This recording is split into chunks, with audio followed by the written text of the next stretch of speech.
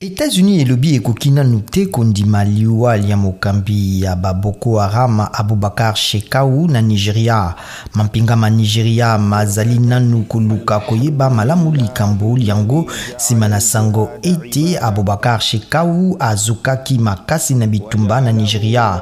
Mokambi ya Boko Haram asakola mambala mingi ete akufa kasi ya mimonisa na bomoi sima na yango. Omokolo mwa misato bayi misalami ya bokengi pe mayeli bapesaki sango ete ba jihadiste basungi balingumba État islamique babundisamaki na bambanda babango na esika na bango ya kubombama na État ya Borno. Sango yango elobaki ete Shekau amizokisaki makasi na koluka komiboma pona kokwea te na maboko ya bayi État islamique.